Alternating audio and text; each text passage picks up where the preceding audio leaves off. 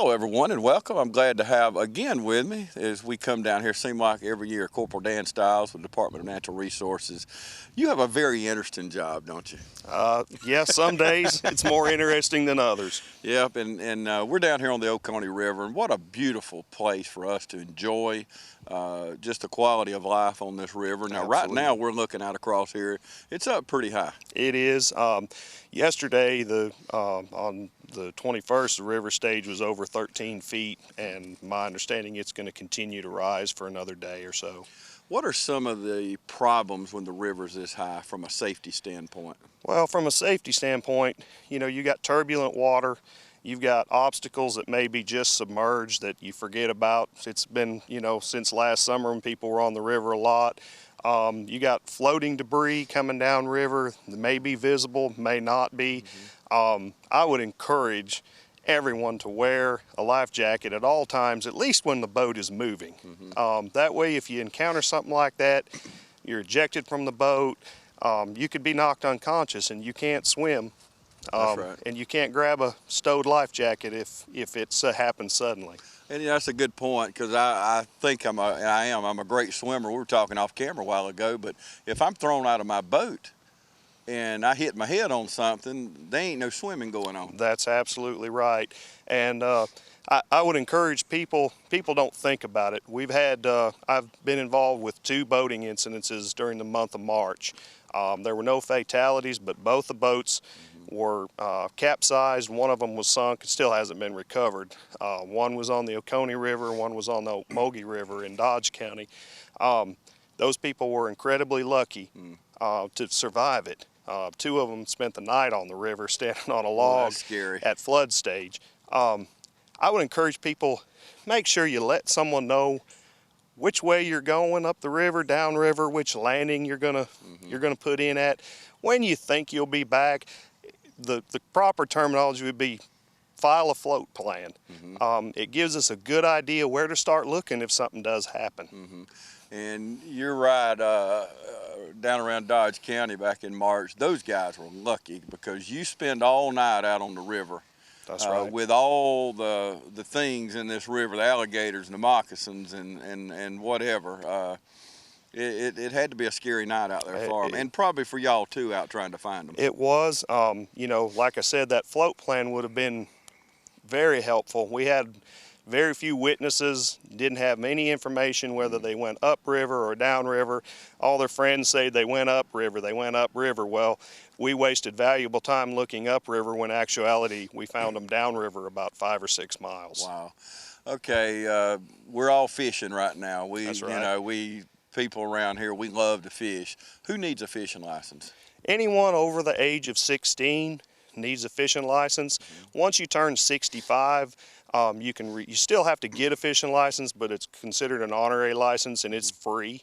Now, if you purchase a sportsman's license or any combination licenses, that covers you. But just make sure we publish regulation books. They're available at sporting goods stores and places that sell tackle and fishing equipment. Okay, we're talking about alligators. Tell me the laws there about approaching an alligator and bothering that gator. Well, first of all, it's against the law to feed an alligator. Once someone starts habituating an alligator to being fed by people, that alligator becomes very dangerous because he associates people with alligators. You can be charged with harassing wildlife. It's like messing with a venomous snake. Most of the time when someone gets bit, it's because they were doing something they weren't supposed to. And the same case in a lot of regards with alligators.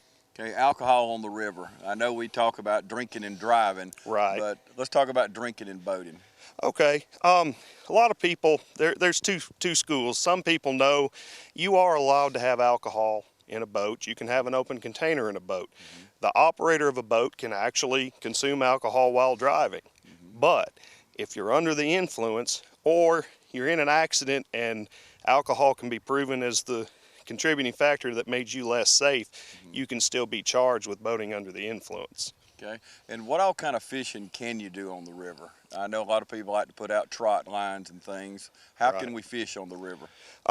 Yeah, a lot of people set out trot lines, limb lines, things like that. It depends on what you're fishing for. I mean, there's a surprising number of bass anglers that use artificial lures and move up and down the river and fish for bass. Cat fishermen, you know, the limb lines, trot lines, and a lot of them like to sit and fish for them with rod and reel. And of course, the brim fishing, the red breast and the bluegill. A lot of people just move up and down the banks until they can find them, on, you know, pitching crickets and worms. Okay, and what about night fishing? What do we need to worry about there as far as safety?